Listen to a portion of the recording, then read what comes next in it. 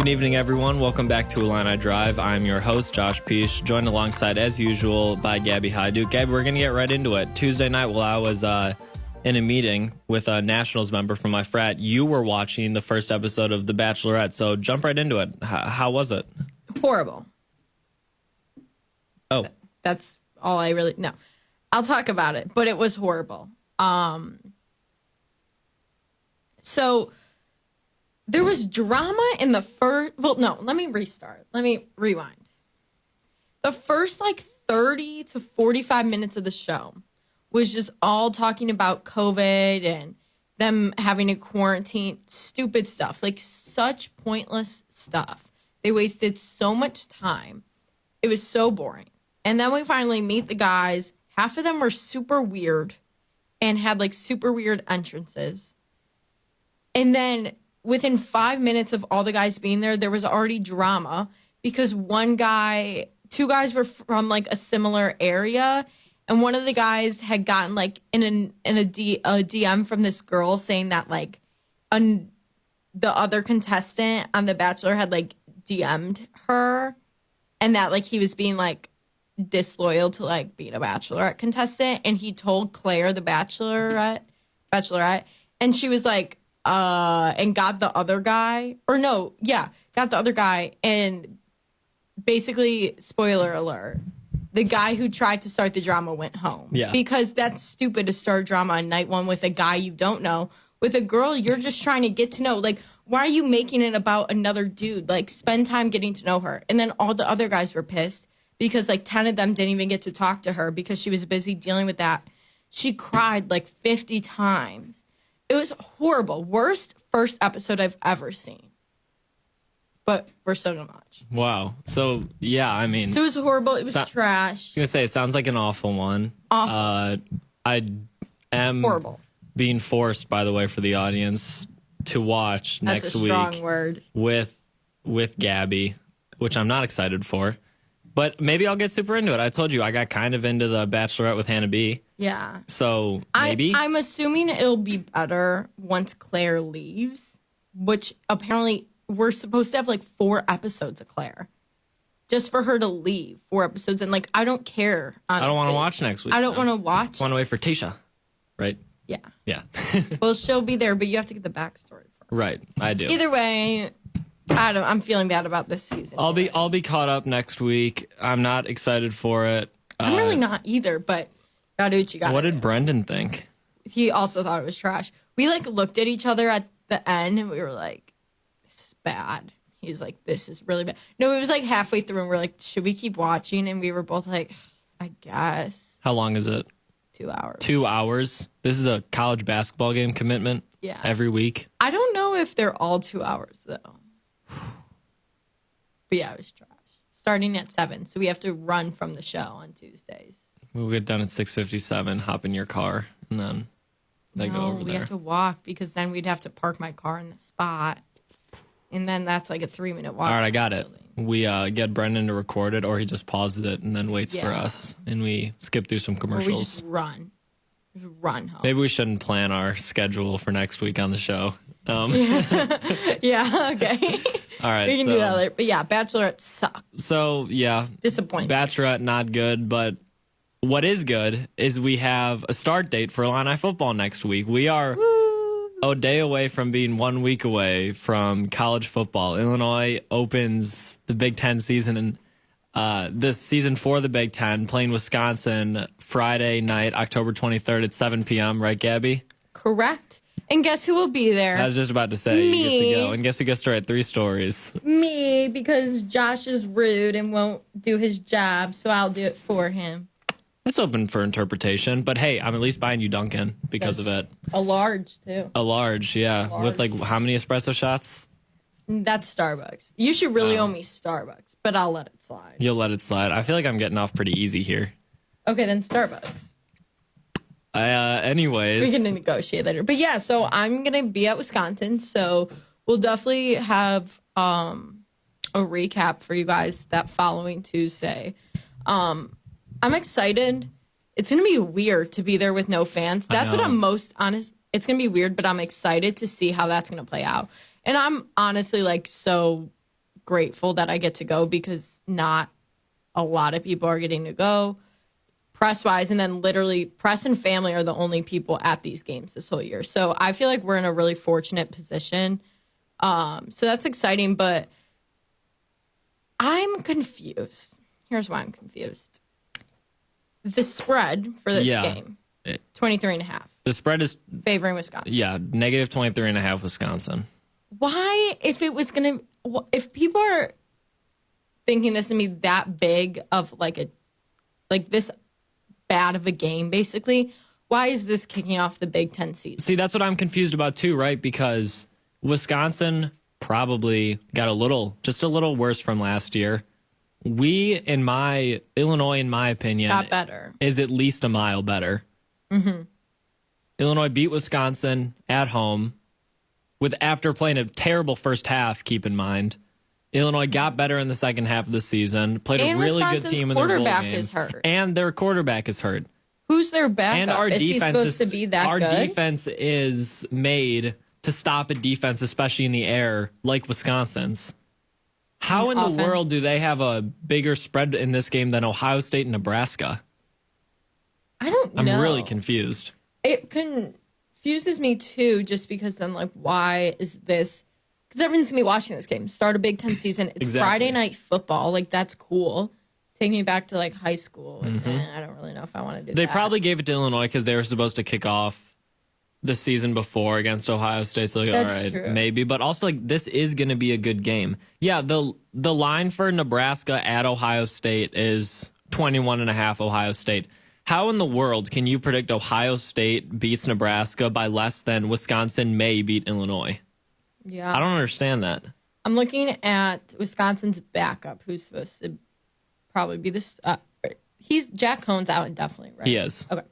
So Graham Mertz, 6'3", 205, or this is prospect info. So this was on 247. So this is probably a little outdated.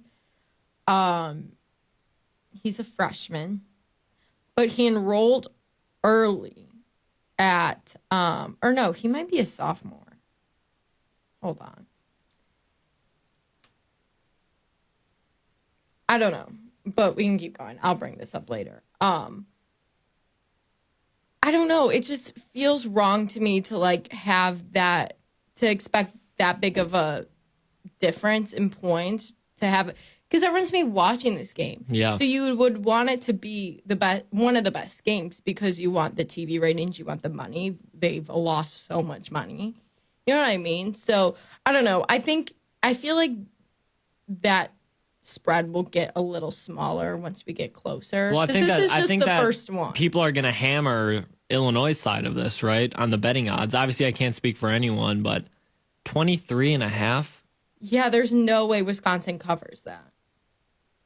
I mean, obviously, there definitely is a way, and you and I could be on this show a week and a half from now being like, wow, were we wrong? We lost 48-4 or 3 to Wisconsin, but yeah. I honestly don't think that's going to happen. If we're going to get into a little preview of the game here, I definitely don't think that's going to happen because, like I said, obviously Wisconsin has a really good defense every single year, and last year at times Illinois' offense really struggled to score. That makes sense. We lost the bowl game because our offense wasn't as good. Obviously, we had some injuries here and there and things like that. But, hey, they found times when they could score. And how about all the weapons this year? Obviously, the two-headed monster, or supposedly with Chase Brown, Mike Epstein at running back, and then all these receiver additions for Brandon Peters, who is a year better, with a professional O-line. Yeah. I just can't see. And then the defense is good, too. I told you, this is Illinois' defense, their turnover machine. This is made for an offense like Wisconsin.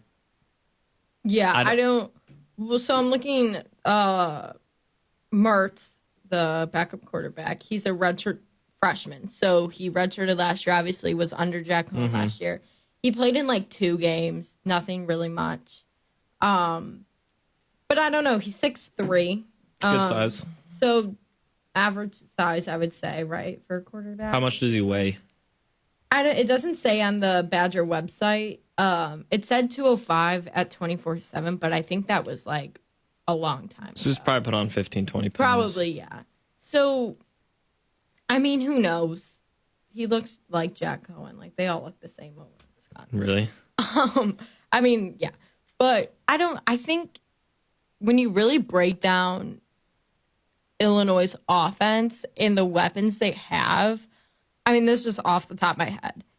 Wide receiver, you have Josh Matterbebe, Trayvon Sidney, Donnie Navarro, Casey Washington. I'm missing one of them. Wait, say him again. The Matterbebe, Washington. Donnie Navarro, Trayvon Sidney. I feel like there's someone else. Oh, and then the two transfers. Yeah, right. Kamari Thompson and who's the Miami guy? We'll get back to that. The story on him. Really good on that. And then your tight ends, you have Daniel Barker, Luke Ford, and Daniel Matterbebe, who's a little, we don't know what to expect. We're obviously expecting good things, but that's a stacked lineup for Brandon Peters. It really is. And then with an offensive line to protect you. Exactly. With time to throw, assuming everyone stays healthy, whatever, on the O-line. But you're giving Peters time to throw. In year 2 with Illinois, he knows the system. He's comfortable. He's confident. He's had an offseason grow. He worked with Kurt Warner over the offseason. He put on weight over the offseason. He's been eating better. I mean, this offense could be dangerously good. It's Brian Hightower, by the way. Brian Hightower knew that. The run game, I feel like, for the first time in a while, is like the iffy part of the offense. And it's not even that iffy. And it's not even, obviously Chase Brown didn't play a ton last year because of the whole transfer thing. Then he was able to play. So he's still a little unproven, I would say. We know Mike Epstein's background. Praying this dude can stay healthy this year. But obviously, you have to think about that. Yeah. One person that Lovey has mentioned several times is Kyron Cumby. Said he's the quickest one on the team, like across the board. So I'm assuming he'll get some good playing time. And I feel like there will be a lot of like quick, like kind of like handoff or like pitches. Yeah. There you go. I couldn't think of the word. Well, because Brandon Peters has such good feet, you could do a lot of RPOs with him too. Exactly. So this offense is really, really, really good. It is. And especially you have good size on your tight end, so that adds a couple blockers here and there. I feel like the offense might be better than the defense. That's what I'm thinking. Which, when was the last time that happened? Well, I mean, no offense to the defenses. They've kind of been mediocre before, well, I know, a little bit last year. But you're right. The offense has been very, very iffy since maybe like Wes Lunt. Yeah, I don't know. But I think the defense depends a lot on the secondary because they were so iffy last year because of injuries that there was never a consistent like starting lineup out there for the secondary. Well, we know Hobbs will be out there. Marquez Beeson should be back healthy, right? We're not even sure about him right now. I mean, I think he'll be back. I feel like Lovey had said he's not full practice, like that's not like 100%, but they could just be being cautious.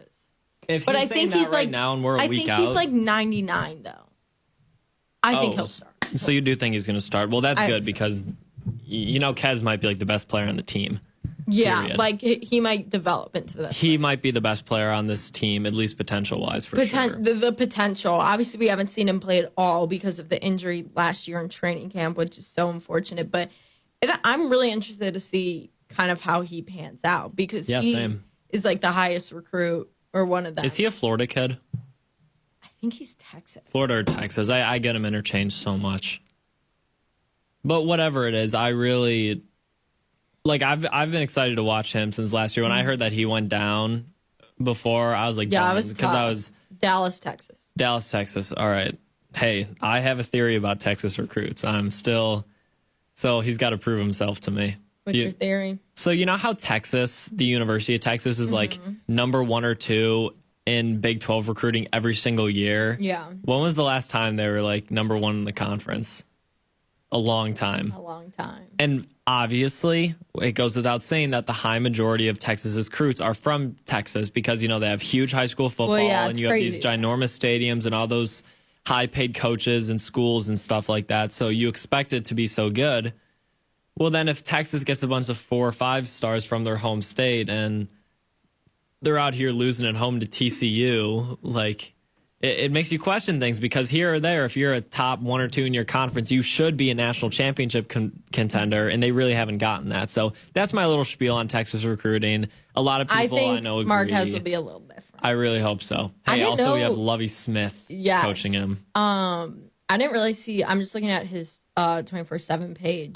He has a 2020 brother committed to Oregon State wide receiver, or he's probably there right now. Then yeah. But I pulled up his page. I'm Fighting Illini, just to see where he's from. The list of offers that this dude had. I know. Arizona State, Arkansas, Baylor, Colorado, Florida State, Georgia, Indiana, Iowa, Kansas State, Louisville, LSU, Michigan, LSU. He could have gone anywhere except Michigan State, Missouri, all of them. I think he joked once that Bama didn't offer him or something Bama like that. Didn't. Ohio but Georgia, State LSU, offered him. Ohio State, all these schools did. Oklahoma, Ole Miss, Oregon. And Texas. Alabama also has the best secondary in the country every single year. So no, I think I heard him joke once about Alabama. I could be wrong, but this guy could have gone anywhere, and he chose Illinois. He likes what we have here. We know that he's excited to be here now that he decided to stay. If there was any speculation there, so we have him, and like I said, I think that he could end up being the single best player on the team. Yeah. If I had to pick an underclassman to be safe for the draft right now, he would definitely be it. For sure. I mean, he's gonna pan out. Knock on wood, obviously. I really think so, and I hope so for his sake too. You know what I'm really curious about? What kind of year Jay Hansen is gonna have? Because that's a fantastic question.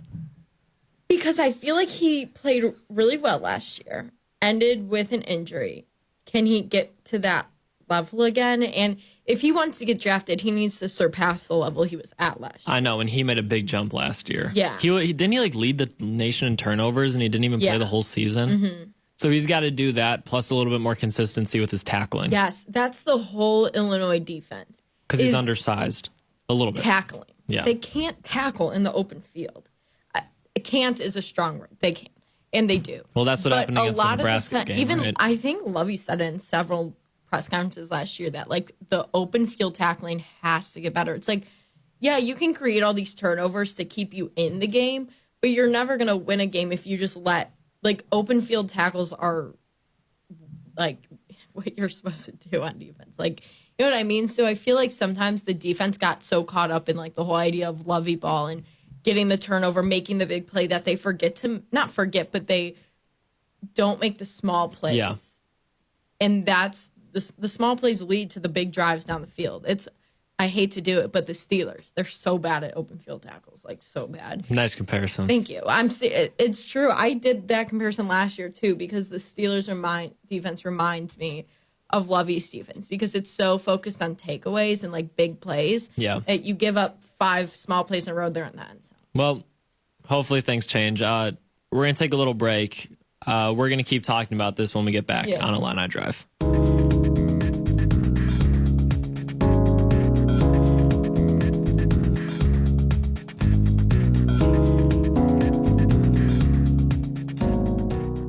Welcome back to Illini Drive. Going to continue our college football talk here for Illinois. So we were just talking about the inconsistency in tackling in the open field for Illinois, and I'm trying to think how much we saw that last year in big close games. And obviously the one that got away, the one close game Illinois lost was against Nebraska. And I feel like not only was it the missed tackling, but we were just talking about the secondary. The secondary was awful in that game. How many times did they complete 15, 20, 25-yard passes across the middle of the field, keep in mind? A lot. Gave up a lot of points that game. Nebraska sucked. That game sucked. I was on that field for hours. You were? Yes. How? Because I was on the field doing social media stuff. I had the best football job last year. I was going to say, I thought you covered volleyball. You just tweeted on the field? Football. And then I covered volleyball. Who gave you that, Megan? Megan. How did you finesse that? I don't know. Because no one else wanted to do social media, and we need people tweeting. Okay, we can talk about our occupations a little later. Yeah, no, Nebraska was a mess. Hands down, the messiest game. Yeah, there was.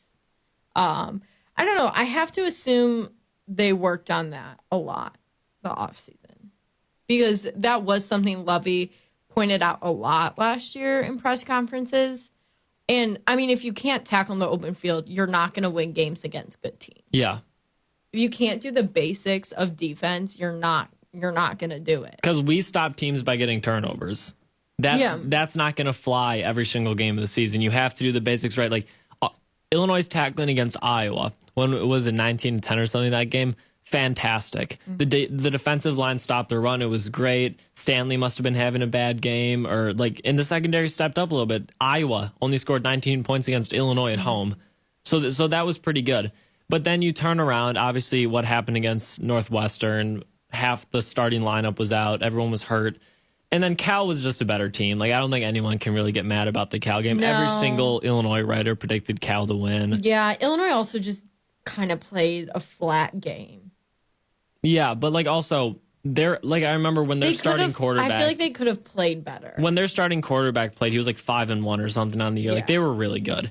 That we got a little unlucky. Like, I know that Illinois wanted to play in the Red Box Bowl. Jeremy Werner had been predicting that, and he got it right. So credit to him. But if we were going to go to that bowl, it was probably going to be against a really good team. They made Illinois the home team. I don't know why the home team's supposed to be the better team in those games, but it wasn't us. And it was in California, and like Berkeley's not that far from that was San weird. Francisco. But again, back to our thing though.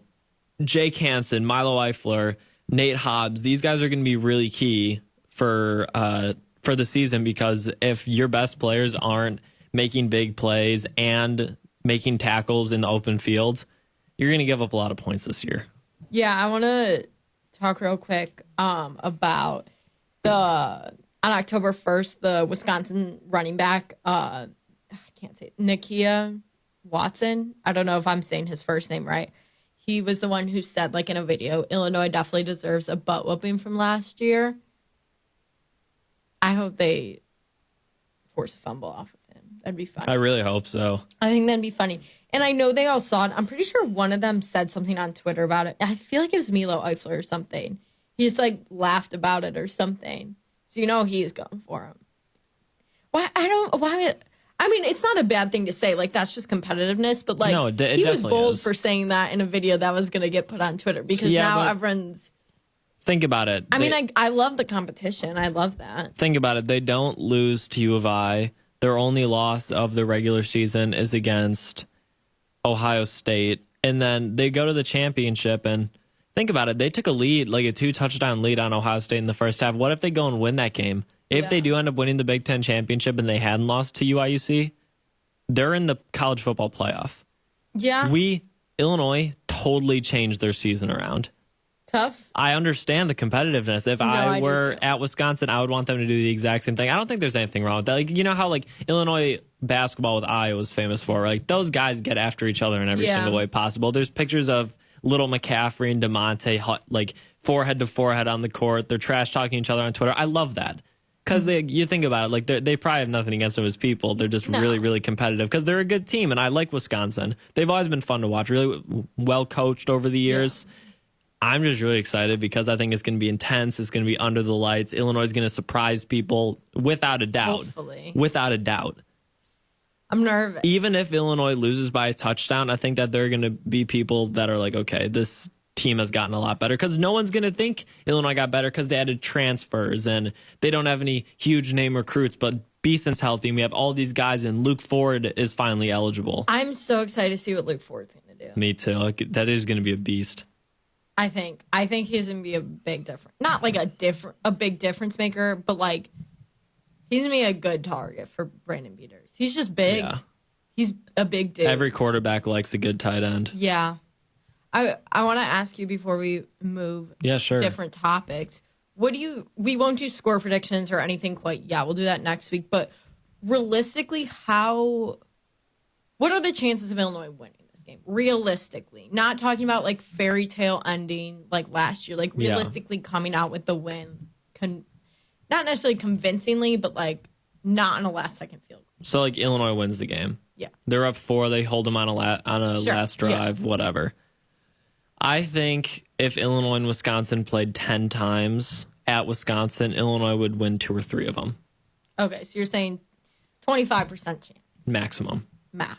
Maybe between 15 and 25, around 20. I'm going to do around 20. Yeah. I think they'll keep it close. But I don't see Wisconsin. Let's remember there's no fans here. Let's remember there's no fans, because that does make a difference. Yeah. We've seen it in the NFL. Hey, the Chiefs just lost at home to the Raiders. Is it going to make for each team? All right. I don't know. As someone that has watched Illinois football his entire life, he was at talking about me. I was at the last sellout Memorial Stadium had, which was against North Carolina and Trubisky. He didn't play well in that game, by the way. Typical. How many people were at the end of the Illinois Eastern Michigan game last year? Doesn't Memorial hold 63,000? About. I'm going to guess there weren't more than 6,000 or 7,000 people left in the stadium at the end of that game. Probably. As bad as it sounds, Illinois is used to playing with low crowds. Remember when Illinois got smoked 63-0 at home against Iowa? I had a buddy that goes to Iowa now that got free tickets from Illinois for that game, so he just went up because he knew he was going to Iowa. He said when he left in the middle of the fourth quarter, there couldn't have been more than 1,000 people left in that stadium, not including the band, the parents, and the cheerleaders and the dance team. I know. Was that your freshman year? Mm-hmm. I wasn't at that game, though. Yeah. I forget why, but I wasn't there, and that was probably the best decision. That was over Thanksgiving break. That's why That's why I wasn't there. They always play over Thanksgiving break. Yeah, I don't know. I would say I give Illinois tops 20% chance to win. I'm not convinced. We're gonna do our score predictions a week from now. Yeah. But I guess I'll just ask you. I think I have an answer already. Do you think it's going to be better or worse for the Illini than 23.5? Better. I don't think they'll get smoked. I don't either. I would say they keep it 10. Within 10. I think Illinois could very well get smoked because I remember going home the weekend of the Wisconsin game last year. I don't want to watch that. I was very mad, and we were 33-point underdogs, and I thought that we were going to lose the same way Illinois did to Iowa the year before, 63-0.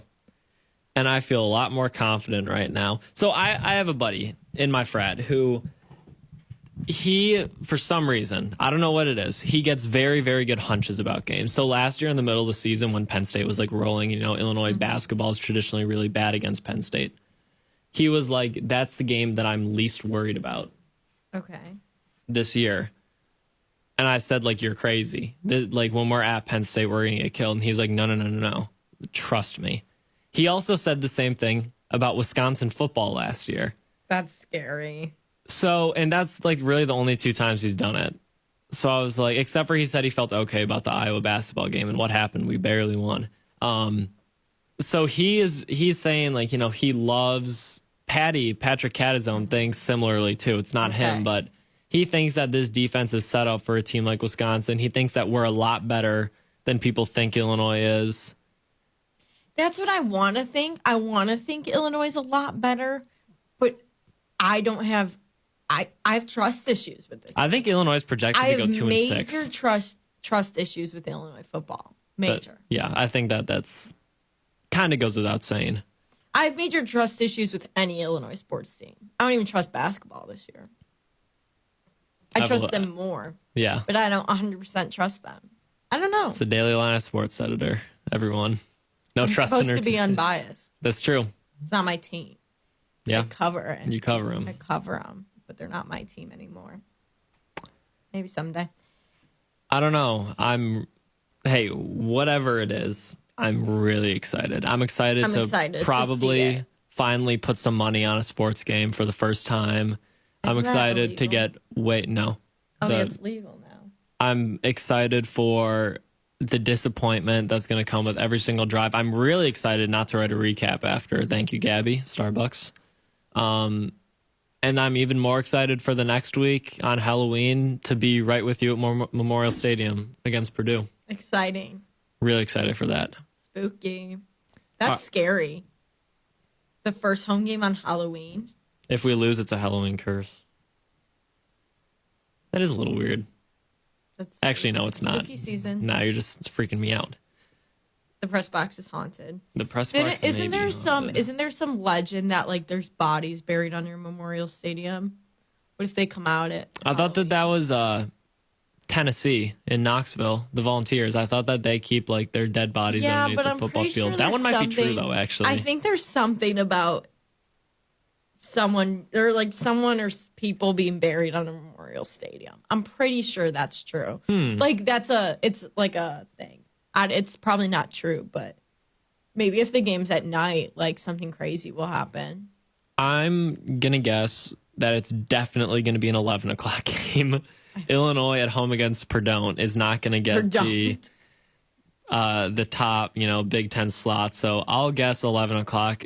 If it's 2:30, that would kind of stink. That's like the terrible in-between time. Because it's like it's too early to do anything before, and then you're out at a weird time. I hope it's 11. Yeah. So I can spend Halloween with my friends trick-or-treating. Me too. Hey, I trick-or-treated my senior year of high school. Trick-or-treating is so underrated. My friends and I back home. I love trick-or-treating. My friends and I back home love it. What do you mean for Halloween?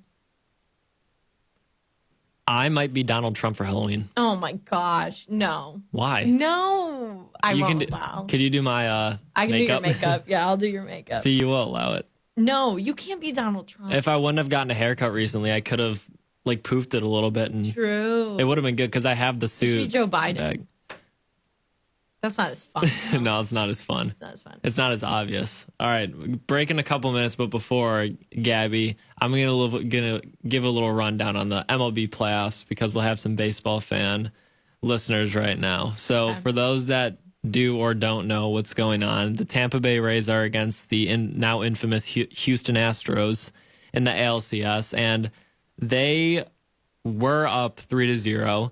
The Rays were. They lost yesterday, and now they're losing again 3-2 in today's game, I believe. So if that holds up, which I doubt it will, they'll go to a game 6 after some people thought that series was over after 3. So we'll see what happens there. And then on the other side, it's the Dodgers and the Braves. So the Braves went up 2-0 after fantastic starts from Ian Anderson and Max Fried. And then in game 3, which a lot of people thought the Braves would win, Kyle Wright, their pitcher, just got blown up for 11 runs in the first inning. They ended up losing like 15-3 or 15-1 or something like that. And tonight, it's Clayton Kershaw versus a bullpen day for the Braves, but they're starting Bryce Wilson.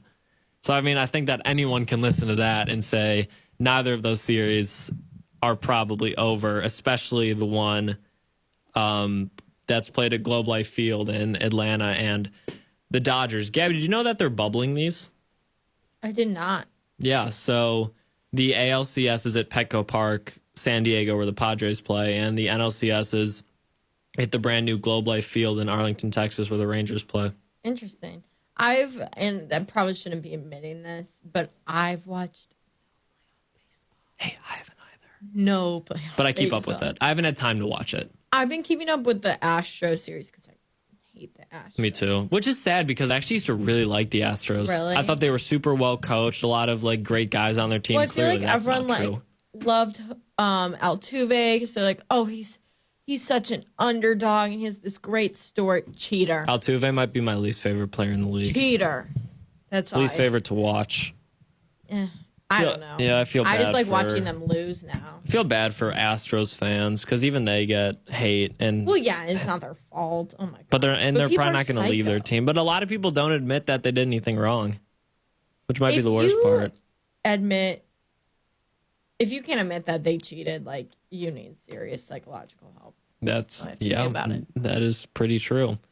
All right, we're going to take a break as usual. When we come back, we're going to preview another pretty good slate of weekend NFL games. That's next on Illini Drive.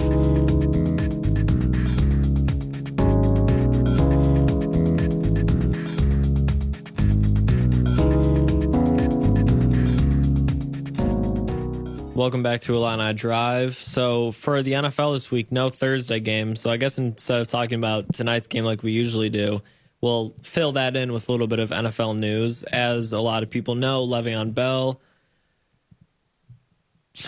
formerly really good. I don't even know if that's fair to say because with Pittsburgh, with your team, Gabby, he was so good, and now he's on the Jets, and he never really did anything impressive. Yeah. Well, he's still has a lot of talent. Kind of similar to David Montgomery, actually, just a better version. David Montgomery for the Bears.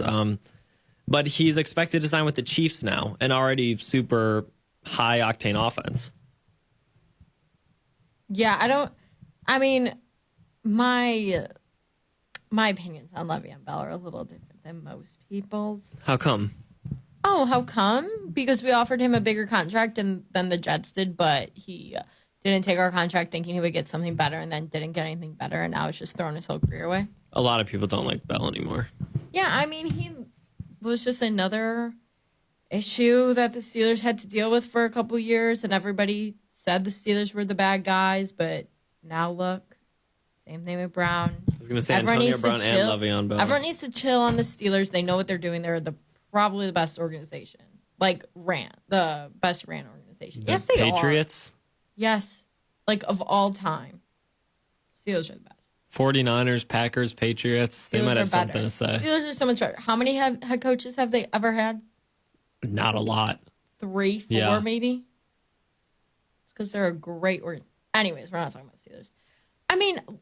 Honestly, I hope Bell finds success with the Chiefs. I wish him the best. It could have been with us. He could have been making a lot of money with us and could have been winning with us, but no hard feelings. Clearly there are hard feelings. Time's fast.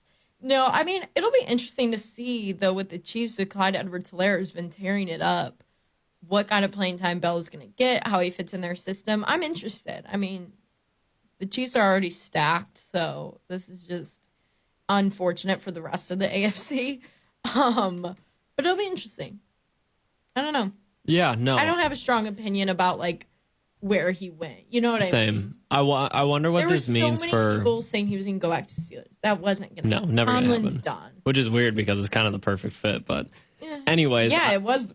I wonder what this means for Clyde Edwards-Helaire. Because he's been impressive so far, especially I remember week 1. He just came out of the gates against the Texans, booming. Mm-hmm. And obviously, they signed Bell for a reason, right? He's not going to be a practice squad player, a third-string guy. He's going to split carries at the very minimum with Edwards-Helaire. I think that Edwards-Helaire has a lot more potential right now, so he will definitely stay in the mix. But I can't see the Chiefs just not using Bell at all. I think that they're definitely going to split time between the two. And, a lot of teams do that nowadays, the Bears being one of them. And the Steelers just a little bit too, right? Connor isn't their main guy all the time. Derrick Henry, even for the Titans, he'll come out every here and there, probably plays 90% of the time. So if I were Edwards-Helaire, I'm not saying I'd be super frustrated, but I think that his carry percentage is going to decrease at least a little bit. Yeah. Like I said, I don't know. Le'Veon Bell hasn't played a good game in a while since he's been with the Steelers. He never really did anything that big with the Jets. So I don't even know where Bell's potential is at right now. I don't know. I don't know either. That's why I think he could come in and be lights out again, be back his old self like he was. He would have a good offensive line. But he could also come in and not really do much. I don't know. He does have a really good offensive line. Chiefs have a good line. Yeah, they're good. So, and that obviously helps with any running back. And they just have so many weapons that it opens up the run game. He's very talented. Patrick Mahomes, forgot about him for a second. Yeah. Chiefs are so good. I forgot about. How do you forget? I don't know. Let's make our picks. All right. We'll go through and kind of talk about every game before we give a score pick. All right. Okay. So noon slate starting the 1-4 Houston Texans against the undefeated and very impressive Monday or Tuesday night Tennessee Titans. I don't know. I think that the Titans are going to blow them out. Blow them out? I don't think it's going to be close. Based on Texans could come out and give themselves a little revenge game. Maybe. I would go. I'm going to go with the Titans, but yeah. I'm not going to make a score prediction yet, but yes, I'd heavily favor Tennessee. I remember Colin Cowherd was talking about it this weekend. That dude has some of the hottest takes in the industry, but he was comparing the Titans to the Ravens, and he's kind of got a point. There's not much difference between those teams. The Bills aren't going to lose the way that they lost to the Titans all year. Yeah. Titans are good. Titans are good. Derrick Henry's really, really good. Yeah, I know. Really good. Yeah, I know. Took him number 2 overall in fantasy. Joe Burrow and the Bengals at the Indianapolis Colts and a very frustrated Phillip Rivers. It's going to be an interesting game. So I also think that the Colts are probably going to win, but because their defense is just so good. And the Bengals don't have the offensive line, especially, nor the skill position players to do anything against them. But I still think that Burrow will be as efficient as he can be. Yeah. And I still think that he's going to impress. The Bengals aren't going to win, but no, I would die for Joe Burrow just to have one good offensive lineman. Maybe you should go to the Bears. Bengals aren't getting rid of Joe Burrow. We're holding on to him for dear life forever and ever. They probably are. Joe Mixon, pretty good though. Yeah, I don't know. I'm still going Colts. No, I would also go with the Colts. Possibly the worst franchise or the most confused franchise in the NFL right now, the Atlanta Falcons at the Minnesota Vikings. Yeah, I think that the Vikings had played a really, really good game against the Seahawks. Came up short because Russell Wilson went into MVP mode, 99 overall now in Madden. So yeah, Falcons have no clue what's going on. I believe they're still winless. They just lost to Carolina at home by 20, maybe ish. Not good. Not good. Yeah, Minnesota all the way in that one. The injury-plagued Denver Broncos at the New England Patriots are also kind of injury-plagued, actually. Patriots. Is Cam Newton back this week? I don't think so. I think that he's still on the 2-week thing because it happened right before their game before, so it's going to be Stidham or whatever.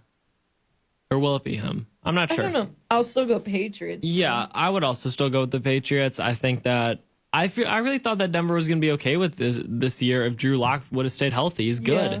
He didn't even get to play against the Steelers, and then he played like a quarter. Yeah, and then ever since then he's just been gone. Yeah, I feel like the Broncos aren't horrible.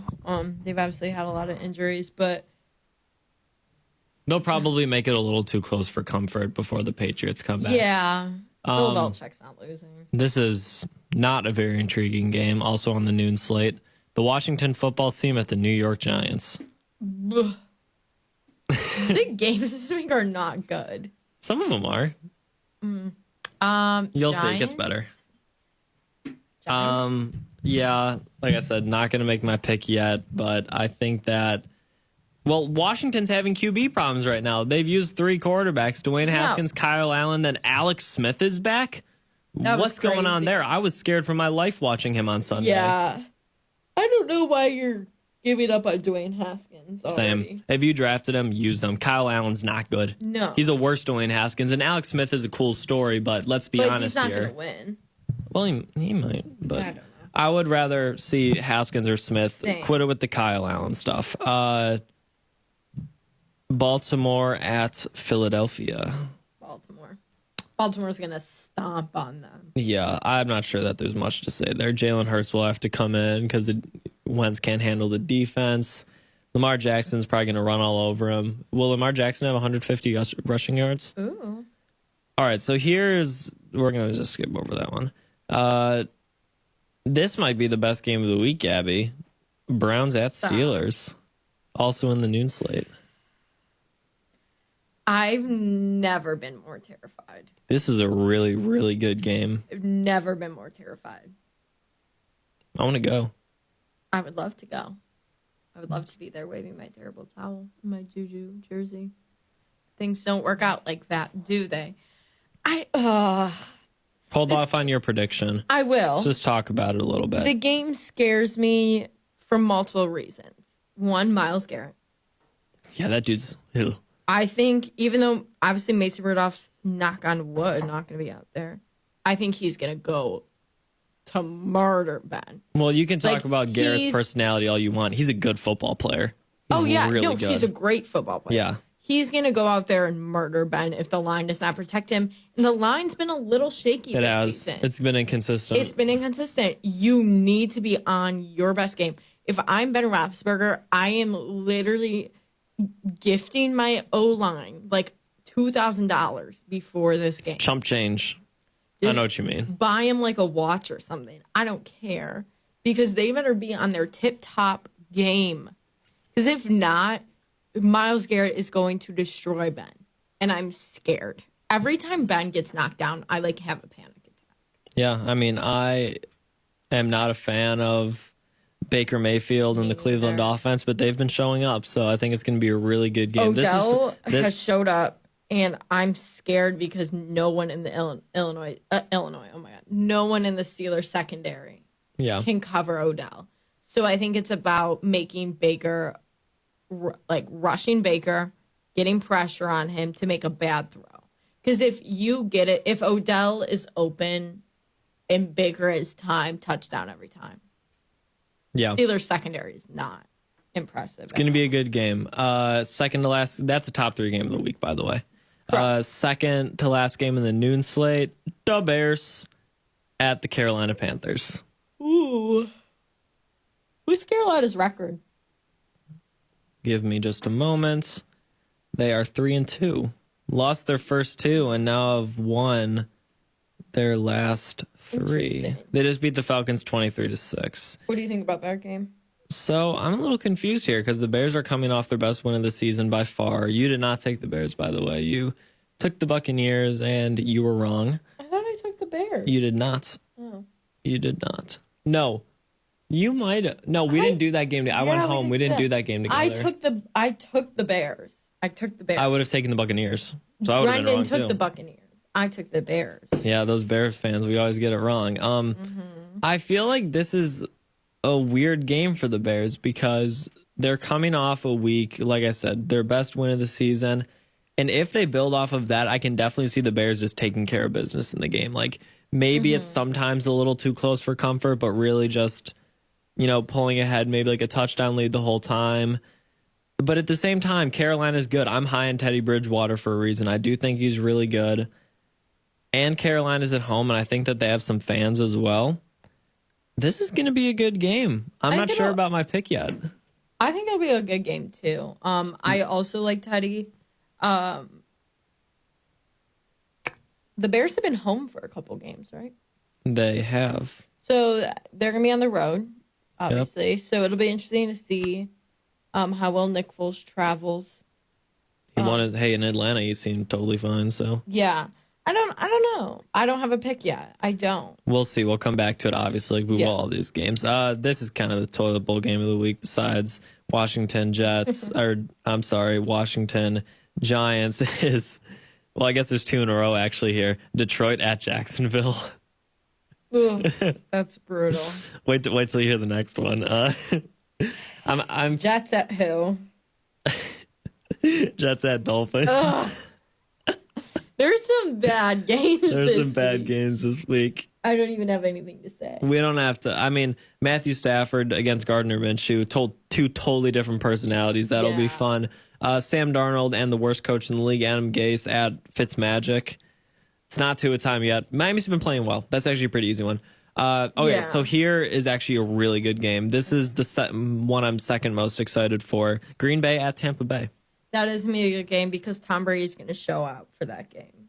I was just about to say I think Aaron Rodgers is going to show out for that game because that's a given. Oh, it is. Aaron Rodgers shows out every game. Tom Brady's been in my opinion. He's still been good, but he hasn't screaming at his O-line. I'm not sure that the dynamic in Tampa is where they want it to be right now. But Tom Brady's just competitive. Golden Boy Brady. Oh. Yeah, Ben Roethlisberger did that. He'd be like, bad leader, horrible. Brady and Arians are still getting questions about what happened on last Thursday, a week later. It's Thursday, right? Yeah. It is Thursday. Not good for Tampa. He definitely knew. Arians knows.